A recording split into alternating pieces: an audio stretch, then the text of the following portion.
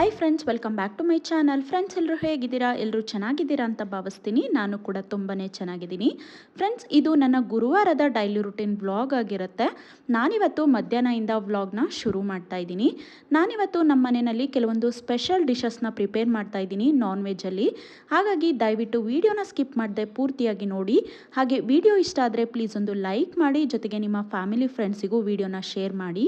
ಹಾಗೆ ಇನ್ನೂ ಯಾರಾದರೂ ನನ್ನ ಚಾನಲ್ನ ಸಬ್ಸ್ಕ್ರೈಬ್ ಮಾಡ್ಕೊಳ್ದೆ ವಿಡಿಯೋಗಳನ್ನು ನೋಡ್ತಾ ಇದ್ದರೆ ಪ್ಲೀಸ್ ಚಾನಲ್ನ ಸಬ್ಸ್ಕ್ರೈಬ್ ಮಾಡಿಕೊಂಡು ವಿಡಿಯೋಗಳನ್ನು ನೋಡಿ ಅಂತ ಹೇಳ್ತಾ ಇವತ್ತಿನ ವ್ಲಾಗ್ನ ನಾನು ಶುರು ಮಾಡ್ತಾ ಇದ್ದೀನಿ. ನಾನು ಆಗಲೇ ಹೇಳ್ದಾಗೆ ಇವತ್ತಿನ ವ್ಲಾಗ್ ತುಂಬಾ ಸ್ಪೆಷಲ್ ಅಂತಲೇ ಹೇಳ್ಬೋದು. ಕಾರಣ ಇನ್ನೊಂದಿದೆ. ಏನು ಅಂತಂದರೆ, ಇವತ್ತಿನ ಡಿಶಸ್ನ ನಾನು ಪ್ರಿಪೇರ್ ಮಾಡ್ತಿಲ್ಲ, ನನ್ನ ಬ್ರದರ್ ಪ್ರಿಪೇರ್ ಮಾಡ್ತಾ ಇದ್ದಾನೆ. ಅವನಿವತ್ತು ಚಿಕನ್ ಬಿರಿಯಾನಿ ಜೊತೆಗೆ ಚಿಕನ್ ಗ್ರೇವಿನ ಪ್ರಿಪೇರ್ ಮಾಡ್ತಾ ಇದ್ದಾನೆ ಅವನ ಸ್ಟೈಲಲ್ಲಿ.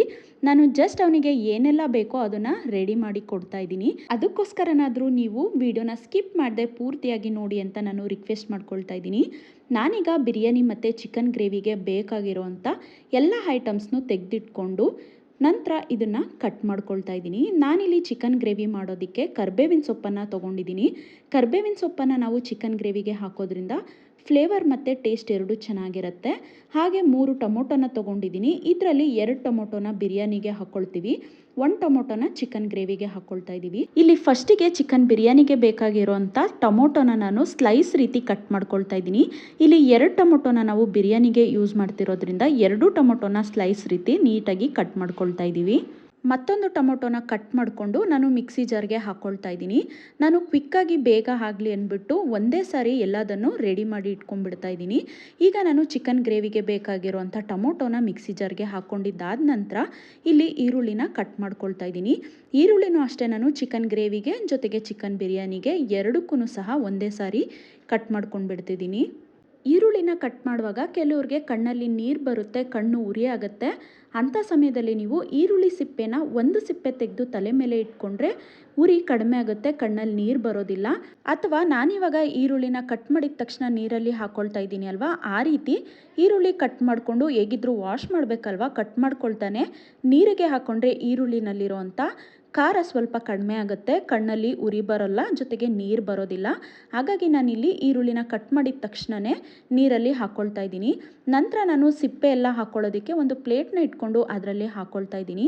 ನಾನೀಗ ಬಿರಿಯಾನಿ ಮತ್ತು ಚಿಕನ್ ಗ್ರೇವಿಗೆ ಬೇಕಾಗಿರೋಂಥ 2 ಈರುಳ್ಳಿನ ನೀಟಾಗಿ ಸ್ಲೈಸ್ ರೀತಿ ಕಟ್ ಮಾಡಿ ಇಟ್ಕೊಳ್ತಾ ಇದ್ದೀನಿ. ನಾನಿಲ್ಲಿ ಒಂದು ಅರ್ಧ ಗೆಡ್ಡೆ ಈರುಳ್ಳಿನ ಚಿಕನ್ ಗ್ರೇವಿ ರುಬ್ಕೊಳ್ಳೋದಕ್ಕೆ ಹಾಕ್ಕೊಳ್ತಾ ಇದ್ದೀನಿ. ನಂತರ ಚಿಕನ್ ಗ್ರೇವಿ ಜೊತೆಗೆ ಚಿಕನ್ ಬಿರಿಯಾನಿಗೆ ಸ್ಲೈಸ್ ರೀತಿ ಸಣ್ಣದಾಗಿ ಈರುಳ್ಳಿನ ಕಟ್ ಮಾಡ್ಕೊಳ್ತಾ ಇದ್ದೀನಿ. ಇಲ್ಲಿ ನಾನು ಬಿರಿಯಾನಿ ಮತ್ತು ಗ್ರೇವಿಗೆ ತಗೊಂಡಿರೋ ಅಂಥ ಇಂಗ್ರೀಡಿಯೆಂಟ್ಸು ಅಷ್ಟೇ, ನನ್ನ ತಮ್ಮ ಯಾವುದನ್ನೆಲ್ಲ ಹಾಕಬೇಕು ಅಂತ ತೆಗೆದಿಟ್ಕೊಟ್ಟಿದ್ದಾನೋ ಅದನ್ನೇ ನಾನು ಕಟ್ ಮಾಡಿಕೊಂಡು ನೀಟಾಗಿ ತೆಗೆದಿಟ್ಕೊಳ್ತಾ ಇದ್ದೀನಿ. ಈಗ ಈರುಳ್ಳಿನೂ ಕೂಡ ನಾನು ಕಟ್ ಮಾಡ್ಕೊಂಡಿದ್ದಾಗಿದೆ. ನಂತರ ಇಲ್ಲಿ ಶುಂಠಿನ ನಾನು ವಾಶ್ ಮಾಡಿಕೊಂಡು ಕಟ್ ಮಾಡ್ಕೊಳ್ತಾ ಇದ್ದೀನಿ. ಇದು ಎಳೆ ಶುಂಠಿ ಆಗಿರೋದ್ರಿಂದ ನಾನು ಸಿಪ್ಪೆನ ತೆಗೆದಿಲ್ಲ, ನೀಟಾಗಿ ವಾಶ್ ಮಾಡಿಕೊಂಡು ಹಾಗೆ ಹಾಕ್ಕೊಳ್ತಾ ಇದ್ದೀನಿ. ನಾನಿಲ್ಲಿ 1 ಪೀಸ್ ಶುಂಠಿನ ಕಟ್ ಮಾಡಿಕೊಂಡು ಚಿಕನ್ ಗ್ರೇವಿಗೆ ರುಬ್ಬೋದಕ್ಕೆ ಹಾಕ್ಕೊಂಡು ಇನ್ನು ಉಳಿದಿರೋ ಅಂಥ 2 ಪೀಸ್ ಶುಂಠಿನ ಬಿರಿಯಾನಿಗೆ ಕಟ್ ಮಾಡಿ ಹಾಕ್ಕೊಳ್ತಾ ಇದ್ದೀನಿ. ಬಿರಿಯಾನಿಗೆ ಸ್ವಲ್ಪ ಶುಂಠಿ ಬೆಳ್ಳುಳ್ಳಿನ ಜಾಸ್ತಿ ಹಾಕೋದ್ರಿಂದ ಟೇಸ್ಟು ಮತ್ತು ಫ್ಲೇವರ್ ಚೆನ್ನಾಗಿರುತ್ತೆ. ಅದಕ್ಕೋಸ್ಕರ ಬಿರಿಯಾನಿಗೆ ಸ್ವಲ್ಪ ಜಾಸ್ತಿನೇ ಹಾಕ್ಕೊಳ್ತಿದ್ದೀವಿ. ನಂತರ ಇಲ್ಲಿ ಚಿಕನ್ ಗ್ರೇವಿಗೆ ಒಂದು ಅರ್ಧ ಗೆಡ್ಡೆ ಬೆಳ್ಳುಳ್ಳಿನ ಬಿಡಿಸಿ ಹಾಕ್ಕೊಳ್ತಾ ಇದ್ದೀನಿ ರುಬ್ಬೋದಕ್ಕೆ. ಬೆಳ್ಳುಳ್ಳಿ ಗೆಡ್ಡೆ ಸ್ವಲ್ಪ ದಪ್ಪ ಇರೋದ್ರಿಂದ ಅರ್ಧ ಗೆಡ್ಡೆ ಹಾಕ್ಕೊಂಡ್ರೆ ಸಾಕಾಗುತ್ತೆ. ಹಾಗೆ ಉಳಿದಿರೋಂಥ 1.5 ಗೆಡ್ಡೆ ಬೆಳ್ಳುಳ್ಳಿನ ಬಿರಿಯಾನಿ ಪೇಸ್ಟಿಗೆ ಗ್ರೈಂಡ್ ಮಾಡ್ಕೊಳ್ಳೋದಕ್ಕೆ ಹಾಕ್ಕೊಳ್ತಾ ಇದ್ದೀನಿ. ಬಿರಿಯಾನಿಗೆ ಶುಂಠಿ ಬೆಳ್ಳುಳ್ಳಿ ಪೇಸ್ಟ್ ಜಾಸ್ತಿ ಹಾಕಿದಷ್ಟು ಬಿರಿಯಾನಿ ತುಂಬಾ ಟೇಸ್ಟಿಯಾಗಿ ಬರುತ್ತೆ. ಅದ್ರ ಜೊತೆಗೆ ನಾನಿಲ್ಲಿ ಬೆಳ್ಳುಳ್ಳಿದು ಸಿಪ್ಪೆ ತೆಗಿತಾ ಇಲ್ಲ, ಜಸ್ಟ್ ಅದರದ್ದು ಸ್ವಲ್ಪ ಜಾಸ್ತಿ ಎಕ್ಸ್ಟ್ರಾ ಸಿಪ್ಪೆ ಇರೋದನ್ನು ಮಾತ್ರ ತೆಗೆದು ಸಿಪ್ಪೆ ಸಮೇತನೇ ಬೆಳ್ಳುಳ್ಳಿನ ಗ್ರೈಂಡ್ ಮಾಡ್ಕೊಳ್ಳೋದಕ್ಕೆ ಮಿಕ್ಸಿ ಜಾರ್ಗೆ ಹಾಕ್ಕೊಳ್ತಾ ಇದ್ದೀನಿ. ನಂತರ ಇಲ್ಲಿ ಪುದೀನ ಸೊಪ್ಪನ್ನು ಬಿಡಿಸಿ ಹಾಕ್ಕೊಳ್ತಾ ಇದ್ದೀನಿ. ನಾನಿಲ್ಲಿ ಪುದೀನ ಕಡ್ಡಿನ ಹಾಕ್ಕೊಳ್ತಾ ಇಲ್ಲ, ಯಾಕಂದರೆ ತುಂಬಾ ಬಲ್ತೋಗಿತ್ತು ಕಡ್ಡಿ. ಹಾಗಾಗಿ ಪುದೀನ ಎಲೆನ ಮಾತ್ರ ಬಿಡಿಸ್ಕೊಂಡು ವಾಶ್ ಮಾಡಿಕೊಂಡು ಅದರಲ್ಲಿ ಒಂದು 2 ಕಡ್ಡಿನ ನಾನು ಚಿಕನ್ ಗ್ರೇವಿಗೆ ಗ್ರೈಂಡ್ ಮಾಡ್ಕೊಳ್ಳೋದಕ್ಕೆ ಹಾಕ್ಕೊಳ್ತಾ ಇದ್ದೀನಿ. ನಂತರ ಉಳಿದಿರೋ ಅಂಥ ಪುದೀನ ಸೊಪ್ಪನ್ನು ಬಿರಿಯಾನಿಗೆ ಮಸಾಲ ಗ್ರೈಂಡ್ ಮಾಡ್ಕೊಳ್ಳೋದಕ್ಕೆ ಒಂದು ಪ್ಲೇಟ್ಗೆ ಹಾಕಿ ಇಟ್ಕೊಳ್ತಾ ಇದ್ದೀನಿ. ಹಾಗೆ ಇಲ್ಲಿ ಕೊತ್ತಂಬರಿ ಸೊಪ್ಪನ್ನು ಸಹ ಕಟ್ ಮಾಡಿಕೊಂಡು ಬಿರಿಯಾನಿಗೆ ಸ್ವಲ್ಪ ತೆಗೆದಿಟ್ಕೊಂಡು ನಂತರ ಇನ್ನೊಂದು ಸ್ವಲ್ಪ ಚಿಕನ್ ಗ್ರೇವಿಗೆ ಗ್ರೈಂಡ್ ಮಾಡ್ಕೊಳ್ಳೋದಕ್ಕೆ ಹಾಕ್ಕೊಂಡಿದ್ದೀನಿ. ಹಾಗೆ ಇನ್ನೊಂದು ಸ್ವಲ್ಪ ಕೊತ್ತಂಬರಿ ಸೊಪ್ಪನ್ನು ಒಗ್ಗರಣೆಗೆ ಹಾಕ್ಕೊಳ್ಳೋದಕ್ಕೆ ಸಣ್ಣದಾಗಿ ಹೆಚ್ಚಿಟ್ಕೊಂಡಿದ್ದೀನಿ. ಹಾಗೆ ಇಲ್ಲಿ 1 ಹಿಡಿ ಆಗೋಷ್ಟು ಪಾಲಕ್ ಸೊಪ್ಪನ್ನು ಬಿರಿಯಾನಿಗೆ ಮಸಾಲೆ ರುಬ್ಕೊಳ್ಳೋದಕ್ಕೆ ತೊಗೊಂಡಿದ್ದೀನಿ. ಇದ್ರ ಜೊತೆಗೆ ಒಂದು ನಿಂಬೆಹಣ್ಣನ್ನು ಸಹ ಕಟ್ ಮಾಡಿ ಇಟ್ಕೊಂಡಿದ್ದೀನಿ. ಜೊತೆಗೆ 3 ಟೇಬಲ್ ಸ್ಪೂನ್ ಆಗುವಷ್ಟು ತೆಂಗಿನಕಾಯಿ ತುರಿನ ಚಿಕನ್ ಗ್ರೇವಿಗೆ ಹಾಕ್ಕೊಂಡು ಗ್ರೈಂಡ್ ಮಾಡ್ಕೊಳ್ತೀನಿ.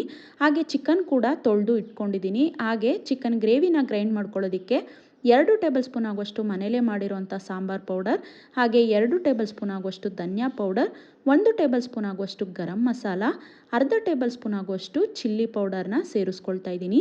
ಈಗ ಗ್ರೈಂಡ್ ಮಾಡ್ಕೊಳ್ಳೋದಕ್ಕೆ ಎಲ್ಲದನ್ನು ರೆಡಿ ಮಾಡಿಕೊಂಡು, ಜೊತೆಗೆ ಒಗ್ಗರಣೆಗೂ ಕೂಡ ಕಟ್ ಮಾಡಿಕೊಂಡು ಚಿಕನ್ನ ಕೂಡ ವಾಶ್ ಮಾಡಿ ಇಟ್ಕೊಂಡಿದ್ದೀನಿ. ಚಿಕನ್ ಗ್ರೇವಿಗೆ ಮಸಾಲ ಗ್ರೈಂಡ್ ಮಾಡ್ಕೊಳ್ಳೋದಕ್ಕೆ 1/4 ಟೇಬಲ್ ಸ್ಪೂನ್ ಆಗುವಷ್ಟು ಉರಿಗಡಲೆ, 1/4 ಟೇಬಲ್ ಸ್ಪೂನ್ ಆಗುವಷ್ಟು ಗಸಗಸೆನ ಹಾಕ್ಕೊಂಡು ಸ್ವಲ್ಪ ನೀರನ್ನು ಹಾಕ್ಕೊಂಡು ಸಾಫ್ಟಾಗಿ ಗ್ರೈಂಡ್ ಮಾಡ್ಕೊಳ್ತಾ ಇದ್ದೀನಿ. ಇದನ್ನು ತುಂಬ ಸಾಫ್ಟಾಗಿ ಸ್ಮೂತಾಗಿ ಗ್ರೈಂಡ್ ಮಾಡ್ಕೊಳ್ಬೇಕು. ನಾನು ಕೂಡ ಈಗ ಚಿಕನ್ ಗ್ರೇವಿಗೆ ಬೇಕಾಗಿರುವಂಥ ಮಸಾಲೆನ ಗ್ರೈಂಡ್ ಮಾಡ್ಕೊಂಡಿದ್ದಾಗಿದೆ.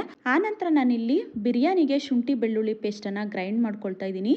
ಈ ಶುಂಠಿ ಬೆಳ್ಳುಳ್ಳಿ ಪೇಸ್ಟ್ನ ಗ್ರೈಂಡ್ ಮಾಡೋದಕ್ಕೆ ಸ್ವಲ್ಪ ನೀರನ್ನು ಸೇರಿಸ್ಕೊಂಡು ಗ್ರೈಂಡ್ ಮಾಡ್ಕೊಂಡಿದ್ದೀನಿ. ಈಗ ನಾನು ಈ ಶುಂಠಿ ಬೆಳ್ಳುಳ್ಳಿ ಪೇಸ್ಟನ್ನು ಒಂದು ಬೌಲ್ಗೆ ಶಿಫ್ಟ್ ಮಾಡ್ಕೊಳ್ತಾ ಇದ್ದೀನಿ. ಬೌಲ್ಗೆ ಅದನ್ನು ಹಾಕ್ಕೊಂಡಿದ ನಂತರ ನಾನಿಲ್ಲಿ ಆಗಲೇ ಪಾಲಕ್ ಸೊಪ್ಪು, ಪುದೀನ ಸೊಪ್ಪು ಜೊತೆಗೆ ಕೊತ್ತಂಬರಿ ಸೊಪ್ಪನ್ನು ಬಿಡಿಸಿ ತೊಳೆದು ಇಟ್ಕೊಂಡಿದ್ದೆ ಅಲ್ವಾ, ಅದನ್ನು ಸಹ ಮಿಕ್ಸಿ ಜಾರ್ಗೆ ಹಾಕ್ಕೊಂಡು ಸ್ವಲ್ಪ ನೀರನ್ನು ಸೇರಿಸ್ಕೊಂಡು ಗ್ರೈಂಡ್ ಮಾಡ್ಕೊಳ್ತಾ ಇದ್ದೀನಿ. ಇದನ್ನು ಕೂಡ ಸ್ವಲ್ಪ ಸಾಫ್ಟಾಗಿಯೇ ನಾವು ಗ್ರೈಂಡ್ ಮಾಡ್ಕೊಳ್ಬೇಕು. ಸೊಪ್ಪನ್ನೆಲ್ಲ ನೀಟಾಗಿ ಗ್ರೈಂಡ್ ಮಾಡ್ಕೊಂಡಿದ ನಂತರ ನಾನು ಇದಕ್ಕೆ ಒಂದು 6 ಹಸಿರು ಮೆಣಸಿನ್ಕಾಯಿನ ಹಾಕ್ಕೊಂಡು ಗ್ರೈಂಡ್ ಮಾಡ್ಕೊಳ್ತಾ ಇದ್ದೀನಿ. ಹಸಿರು ಮೆಣಸಿನ್ಕಾಯಿನ ನಾನು ಆಗಲೇ ಹಾಕ್ಬೋದಿತ್ತು, ಮಿಕ್ಸಿ ಜಾರು ಫಿಲ್ ಆಗಿತ್ತಲ್ವ, ಹಾಗಾಗಿ ಹಸಿಮೆಣಸಿನ್ಕಾಯಿನ ಈಗ ಹಾಕ್ಕೊಂಡು ಗ್ರೈಂಡ್ ಮಾಡ್ಕೊಂಡಿದ್ದೀನಿ. ಈಗ ಮಸಾಲೆ ಎಲ್ಲ ಗ್ರೈಂಡ್ ಮಾಡ್ಕೊಂಡಿದ್ದಾಯಿತು. ಈಗ ಪೂರ್ತಿ ಕಿಚನನ್ನು ನನ್ನ ಬ್ರದರ್ಗೆ ನಾನು ಹ್ಯಾಂಡ್ ಓವರ್ ಮಾಡಿದ್ದೀನಿ. ಅವನೀಗ ಬಿರಿಯಾನಿ ಮಾಡೋದಕ್ಕೆ ಸ್ಟಾರ್ಟ್ ಮಾಡಿದ್ದಾನೆ. ಬಿರಿಯಾನಿ ಮಾಡೋದಕ್ಕೆ ಸ್ಟವ್ ಮೇಲೆ ಒಂದು ಕುಕ್ಕರ್ನ ಇಟ್ಕೊಂಡು ಕುಕ್ಕರ್ ಬಿಸಿ ಆದ ನಂತರ 3 ಟೇಬಲ್ ಸ್ಪೂನ್ ಎಣ್ಣೆ, 2 ಟೇಬಲ್ ಸ್ಪೂನ್ ತುಪ್ಪನ ಹಾಕ್ಕೊಂಡು ಎಣ್ಣೆ ತುಪ್ಪ ಬಿಸಿ ಆದ ನಂತರ ಓಲ್ ಸ್ಪೈಸಸ್ನ ಹಾಕ್ಕೊಂಡು ಫ್ರೈ ಮಾಡ್ಕೊಂಡಿದ್ದಾನೆ. ನಂತರ ಇದಕ್ಕೆ ಹೆಚ್ಚಿಟ್ಕೊಂಡಿರೋಂಥ ಈರುಳ್ಳಿನ ಹಾಕ್ಕೊಂಡು ಈರುಳ್ಳಿ ಕಲರ್ ಚೇಂಜ್ ಆಗೋವರೆಗೂ ಫ್ರೈ ಮಾಡಿಕೊಂಡು, ಈರುಳ್ಳಿ ಕಲರ್ ಚೇಂಜ್ ಆದ ನಂತರ ಇದಕ್ಕೆ ಹೆಚ್ಚಿಟ್ಕೊಂಡಿರೋಂಥ 2 ಟೊಮೊಟೊನ ಸೇರಿಸ್ಕೊಂಡು ಟೊಮೊಟೊನು ಕೂಡ ಸಾಫ್ಟ್ ಆಗೋವರೆಗೂ ಇದನ್ನು ಫ್ರೈ ಮಾಡ್ಕೊಳ್ತಾ ಇದ್ದಾನೆ. ಟೊಮೊಟೊ ಸಾಫ್ಟ್ ಆಗೋದಕ್ಕೆ ಚಿಟಿಕೆ ಅರಿಶಿನ ಹಾಕ್ಕೊಂಡು ಫ್ರೈ ಮಾಡ್ಕೊಳ್ತಾ ಇದ್ದಾನೆ. ನಂತರ ಇದಕ್ಕೆ ಒಂದು 2 ರಿಂದ 3 ಟೇಬಲ್ ಸ್ಪೂನ್ ಆಗುವಷ್ಟು ಶುಂಠಿ ಬೆಳ್ಳುಳ್ಳಿ ಪೇಸ್ಟನ್ನು ಸೇರಿಸ್ಕೊಂಡು ಶುಂಠಿ ಬೆಳ್ಳುಳ್ಳಿ ಪೇಸ್ಟಲ್ಲಿರೋ ಹಸಿ ವಾಸನೆ ಎಲ್ಲ ಹೋಗೋವರೆಗೂ ಇದನ್ನು ಫ್ರೈ ಮಾಡಿಕೊಂಡು ಆನಂತರ ಇದಕ್ಕೆ ತೊಳೆದು ಇಟ್ಕೊಂಡಿರೋಂಥ ಚಿಕನ್ನ ಸೇರಿಸ್ಕೊಳ್ತಾ ಇದ್ದಾನೆ. ಇಲ್ಲಿ ಚಿಕನ್ ಬಿರಿಯಾನಿ ಮಾಡೋದಕ್ಕೆ ಅರ್ಧ kg ಆಗೋಷ್ಟು ಚಿಕನನ್ನು ನಾವು ಇಲ್ಲಿ ತೊಗೊಂಡಿದ್ದೀವಿ. ಚಿಕನ್ ಸೇರಿಸ್ಕೊಂಡ ನಂತರ ಒಮ್ಮೆ ನೀಟಾಗಿ ಇದನ್ನು ಮಿಕ್ಸ್ ಮಾಡಿಕೊಂಡು ಒಂದು 2 ನಿಮಿಷ ಫ್ರೈ ಮಾಡಿಕೊಂಡು ಆನಂತರ ಇದಕ್ಕೆ ರುಚಿಗೆ ತಕ್ಕಷ್ಟು ಉಪ್ಪನ್ನು ಸೇರಿಸ್ಕೊಂಡು, ಉಪ್ಪು ಸೇರಿಸಿದ ನಂತರ ಒಮ್ಮೆ ನೀಟಾಗಿ ಮಿಕ್ಸ್ ಮಾಡಿಕೊಂಡು ಒಂದು ಪ್ಲೇಟ್ನ ಮುಚ್ಚಿ ಒಂದು 5 ನಿಮಿಷಗಳ ಕಾಲ ಚಿಕನ್ನ ಬೇಯೋದಕ್ಕೆ ಬಿಟ್ಟು, ಚಿಕನ್ ಬೆಂದ ನಂತರ ಒಮ್ಮೆ ಮಿಕ್ಸ್ ಮಾಡಿಕೊಂಡು ಒಂದು ಅರ್ಧ ಟೇಬಲ್ ಸ್ಪೂನ್ ಆಗುವಷ್ಟು ಗರಂ ಮಸಾಲಾನ ಹಾಕ್ಕೊಂಡು ಫ್ರೈ ಮಾಡ್ಕೊಳ್ತಾ ಇದ್ದಾನೆ. ಗರಂ ಮಸಾಲ ಹಾಕೋದ್ರಿಂದ ಫ್ಲೇವರ್ ಮತ್ತು ಟೇಸ್ಟ್ ಚೆನ್ನಾಗಿರುತ್ತೆ ಅಂತ. ನಂತರ ಇದಕ್ಕೆ ರುಬ್ಬಿ ಇಟ್ಕೊಂಡಿರೋಂಥ ಗ್ರೀನ್ ಮಸಾಲಾನ ಆ್ಯಡ್ ಮಾಡ್ತಾ ಇದ್ದಾನೆ.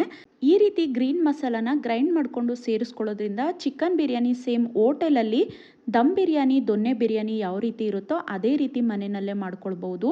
ಈಗ ಈ ಚಿಕನ್ ಬಿರಿಯಾನಿಗೆ ಚಿಕನ್ ಬಿರಿಯಾನಿ ಮಸಾಲಾನ ಸೇರಿಸ್ಕೊಂಡು ಮಿಕ್ಸ್ ಮಾಡ್ಕೊಳ್ತಾ ಇದ್ದಾನೆ. 1 ಟೇಬಲ್ ಸ್ಪೂನ್ ಆಗುವಷ್ಟು ಚಿಕನ್ ಬಿರಿಯಾನಿ ಮಸಾಲಾನ ಸೇರಿಸ್ಕೊಂಡಿದ್ದಾನೆ. ನಂತರ ಇದಕ್ಕೆ ಒಂದು 2 ಟೇಬಲ್ ಸ್ಪೂನ್ ಆಗುವಷ್ಟು ಮೊಸರನ್ನ ಸೇರಿಸ್ಕೊಂಡು ಮಿಕ್ಸ್ ಮಾಡಿಕೊಂಡು ಆನಂತರ ಒಂದು ಅರ್ಧ ಹೋಳು ನಿಂಬೆಹಣ್ಣನ್ನು ಸಹ ಇಂಟ್ಕೊಂಡು ಮಿಕ್ಸ್ ಮಾಡಿಕೊಂಡು, ನಂತರ ಬಿರಿಯಾನಿ ಗ್ರೇವಿನಲ್ಲಿ ಎಣ್ಣೆ ಬಿಟ್ಕೊಳ್ಳೋದಕ್ಕೆ ಸ್ಟಾರ್ಟ್ ಆದಾಗ ತೊಳೆದು ಇಟ್ಟಿದ್ದಂತಹ ರೈಸ್ನ ಸೇರಿಸ್ಕೊಂಡು ಒಮ್ಮೆ ನೀಟಾಗಿ ಮಿಕ್ಸ್ ಮಾಡ್ಕೊಳ್ತಾ ಇದ್ದಾನೆ. ನಾವಿಲ್ಲಿ ಅಕ್ಕಿನ ನೆನೆಸಿಟ್ಟಿರಲಿಲ್ಲ, ವಾಶ್ ಮಾಡಿ ಹಾಕ್ಕೊಳ್ತಾ ಇದ್ದೀವಿ. ಅದಕ್ಕಾಗಿ ನಾವಿಲ್ಲಿ ಬಿರಿಯಾನಿ ಮಾಡೋದಕ್ಕೆ ತಣ್ಣೀರನ್ನು ಹಾಕ್ಕೊಳ್ತಾ ಇದ್ದೀವಿ. ನಾವಿಲ್ಲಿ 1 ಗ್ಲಾಸ್ ಅಕ್ಕಿಗೆ 2 ಗ್ಲಾಸ್ ನೀರನ್ನು ಸೇರಿಸ್ಕೊಂಡಿದ್ದೀವಿ. ಆನಂತರ ಹೆಚ್ಚಿಟ್ಕೊಂಡಿರೋಂಥ ಕೊತ್ತಂಬರಿ ಸೊಪ್ಪನ್ನು ಸೇರಿಸ್ಕೊಂಡು ಒಂದು ಕುದಿ ಬರೋದಕ್ಕೆ ಬಿಟ್ಟು ಆನಂತರ ಉಪ್ಪು ಮತ್ತು ಖಾರ ಎರಡನ್ನೂ ನೋಡಿ ಕುಕ್ಕರ್ ಲಿಡನ್ನು ಕ್ಲೋಸ್ ಮಾಡಿ ಒಂದು ವಿಷಲ್ ಕೂಗಿಸ್ಕೊಳ್ತೀವಿ. ಕುಕ್ಕರ್ ವಿಷಲ್ ಬರೋದ್ರೊಳಗಡೆ ಈ ಕಡೆ ಚಿಕನ್ ಗ್ರೇವಿ ಮಾಡ್ಕೊಳ್ಳೋದಕ್ಕೆ ಸ್ಟವ್ ಮೇಲೆ ಒಂದು ಪಾತ್ರೆ ಇಟ್ಕೊಂಡು ಒಂದು 3 ಟೇಬಲ್ ಸ್ಪೂನ್ ಆಗುವಷ್ಟು ಎಣ್ಣೆ ಹಾಕ್ಕೊಂಡು, ಎಣ್ಣೆ ಬಿಸಿ ಆದ ನಂತರ ಇದಕ್ಕೆ ಕಟ್ ಮಾಡಿ ಇಟ್ಕೊಂಡಿರೋಂಥ ಈರುಳ್ಳಿ ಹಾಗೆ ಕರಿಬೇವಿನ ಸೊಪ್ಪನ್ನು ಹಾಕ್ಕೊಂಡು ಈರುಳ್ಳಿ ಕಲರ್ ಚೇಂಜ್ ಆಗೋವರೆಗೂ ಫ್ರೈ ಮಾಡಿಕೊಂಡು ಆನಂತರ ಇದಕ್ಕೆ ಶುಂಠಿ ಬೆಳ್ಳುಳ್ಳಿ ಪೇಸ್ಟನ್ನು ಹಾಕ್ಕೊಂಡು, ಶುಂಠಿ ಬೆಳ್ಳುಳ್ಳಿ ಪೇಸ್ಟಲ್ಲಿರೋ ಹಸಿ ವಾಸನೆ ಎಲ್ಲ ಹೋದ ನಂತರ ತೊಳೆದು ಇಟ್ಕೊಂಡಿರೋಂಥ ಚಿಕನ್ನ ಸೇರಿಸ್ಕೊಂಡು ಚಿಕನ್ನ ಎಣ್ಣೆಯಲ್ಲಿ ಫ್ರೈ ಮಾಡಿಕೊಂಡು ಇದಕ್ಕೆ ಚಿಟಿಕೆ ಅರಿಶಿನ ಹಾಗೆ ರುಚಿಗೆ ತಕ್ಕಷ್ಟು ಉಪ್ಪನ್ನು ಸೇರಿಸಿ ಒಮ್ಮೆ ಚೆನ್ನಾಗಿ ಮಿಕ್ಸ್ ಮಾಡಿಕೊಂಡು ಒಂದು 2 ನಿಮಿಷಗಳ ಕಾಲ ಪ್ಲೇಟ್ನ ಮುಚ್ಚದೆ ಚಿಕನನ್ನು ಹಾಗೆ ಫ್ರೈ ಮಾಡ್ಕೊಳ್ಬೇಕು. ನಂತರ ಪ್ಲೇಟ್ನ ಮುಚ್ಚಿ ಒಂದು 5 ನಿಮಿಷ ಬೇಯೋದಕ್ಕೆ ಬಿಡಬೇಕು. ಈಗ ಚಿಕನ್ ಬೆಂದಿದೆ. ಈಗ ಇದಕ್ಕೆ ರುಬ್ಬಿ ಇಟ್ಕೊಂಡಿರೋಂಥ ಮಸಾಲೆನ ಸೇರಿಸ್ಕೊಳ್ಬೇಕು. ಮಸಾಲೆ ಸೇರಿಸ್ಕೊಂಡ ನಂತರ ಇದನ್ನು ಒಮ್ಮೆ ನೀಟಾಗಿ ಮಿಕ್ಸ್ ಮಾಡ್ಕೊಳ್ಬೇಕು.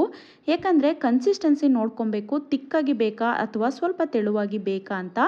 ಈಗ ಮಸಾಲೆ ಸ್ವಲ್ಪ ಜಾಸ್ತಿ ಆಯಿತು ಅನ್ನಿಸ್ತು ಚಿಕನ್ಗೆ, ಹಾಗಾಗಿ ಒಂದು ಅರ್ಧ ಗ್ಲಾಸ್ ಆಗುವಷ್ಟು ನೀರನ್ನು ಆ್ಯಡ್ ಮಾಡಿಕೊಂಡು ಒಮ್ಮೆ ನೀಟಾಗಿ ಮಿಕ್ಸ್ ಮಾಡಿಕೊಂಡು ಸ್ವಲ್ಪ ಕೊತ್ತಂಬರಿ ಸೊಪ್ಪನ್ನು ಹಾಕ್ಕೊಂಡಿದ್ದಾನೆ. ಅಷ್ಟರಲ್ಲಿ ಇಲ್ಲಿ ಚಿಕನ್ ಬಿರಿಯಾನಿ ಕುಕ್ಕರ್ ವಿಷಲ್ ಕೂಡ ಬಂತು. ಕುಕ್ಕರ್ ವಿಷಲ್ ಬಂತಲ್ಲ ಅಂದ್ಬಿಟ್ಟು ಸ್ಟವ್ನ ಆಫ್ ಮಾಡಿ ಕುಕ್ಕರ್ನ ಕೆಳಗೆ ಇಳಿಸಿ ಆನಂತರ ಇಲ್ಲಿ ಚಿಕನ್ ಗ್ರೇವಿಗೆ ಒಂದು ಅರ್ಧ ಹೋಳು ನಿಂಬೆಹಣ್ಣಿನ ರಸನ ಹಾಕ್ಕೊಂಡು ಕಟ್ ಮಾಡಿ ಇಟ್ಕೊಂಡಿರೋ ಅಂಥ ಕೊತ್ತಂಬರಿ ಸೊಪ್ಪನ್ನು ಹಾಕ್ಕೊಂಡು ಒಮ್ಮೆ ಇದನ್ನು ನೀಟಾಗಿ ಮಿಕ್ಸ್ ಮಾಡಿಕೊಂಡು ಮತ್ತೆ ಒಂದು ಪ್ಲೇಟ್ನ ಮುಚ್ಚಿ ಒಂದು 5 ನಿಮಿಷಗಳ ಕಾಲ ಇದನ್ನು ಚೆನ್ನಾಗಿ ಕುದಿಸ್ಕೊಳ್ಬೇಕು. ಅಂದರೆ ಚಿಕನ್ ಗ್ರೇವಿನಲ್ಲಿ ಎಣ್ಣೆ ಬಿಟ್ಕೊಳ್ಳೋದಕ್ಕೆ ಸ್ಟಾರ್ಟ್ ಆಗಬೇಕು. ಈಗ ನೋಡ್ತಾ ಇರ್ಬೋದು ನೀವು, ಚಿಕನ್ ಗ್ರೇವಿನಲ್ಲಿ ಚೆನ್ನಾಗಿ ಎಣ್ಣೆ ಬಿಟ್ಕೊಳ್ತಾ ಇದೆ. ಹಾಗಾಗಿ ಈಗ ಸ್ಟವ್ನ ಆಫ್ ಮಾಡಿ ಕೆಳಗಡೆ ಇಳಿಸ್ಕೊಳ್ತಾ ಇದ್ದೀವಿ. ನಂತರ ಇಲ್ಲಿ ಚಿಕನ್ ಬಿರಿಯಾನಿ ಕೂಡ ಕುಕ್ಕರ್ ವಿಷಲ್ ಹೋಗಿ ತಣ್ಣಗಾಗಿತ್ತು, ಹಾಗಾಗಿ ಕುಕ್ಕರ್ ಲಿಡ್ಡನ್ನು ಓಪನ್ ಮಾಡಿ ಒಮ್ಮೆ ಚಿಕನ್ ಬಿರಿಯಾನಿನ ಮಿಕ್ಸ್ ಮಾಡ್ಕೊಳ್ತಾ ಇದ್ದೀವಿ. ಯಾಕಂದರೆ ಮಸಾಲೆ ಎಲ್ಲ ಚೆನ್ನಾಗಿ ರೈಸ್ಗೆ ಹಿಡ್ದಿದೆಯಾ ಚಿಕನ್ಗೆ ಹಿಡ್ದಿದೆಯಾ ಅಂತ ನೋಡ್ತಾ ಇರ್ಬೋದು. ಮಸಾಲೆ ಎಲ್ಲ ನೀಟಾಗಿ ಹೊಂದ್ಕೊಂಡು ಬಿರಿಯಾನಿ ಎಷ್ಟು ಚೆನ್ನಾಗಾಗಿದೆ ಅಂತ.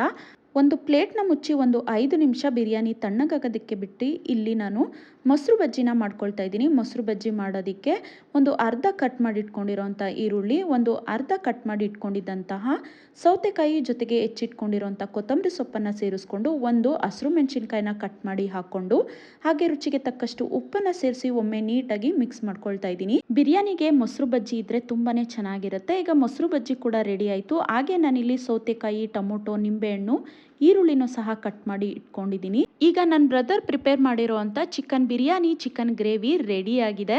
ನಾನೀಗ ಈ ಚಿಕನ್ ಗ್ರೇವಿ ಮತ್ತು ಚಿಕನ್ ಬಿರಿಯಾನಿನ ಮೊಸರು ಬಜ್ಜಿ ಜೊತೆ ಹಾಗೆ ಸೌತೆಕಾಯಿ, ಈರುಳ್ಳಿ, ಟೊಮೊಟೊ, ನಿಂಬೆಹಣ್ಣು ಜೊತೆಗೆ ಸರ್ವ್ ಮಾಡ್ತಾ ಇದ್ದೀನಿ.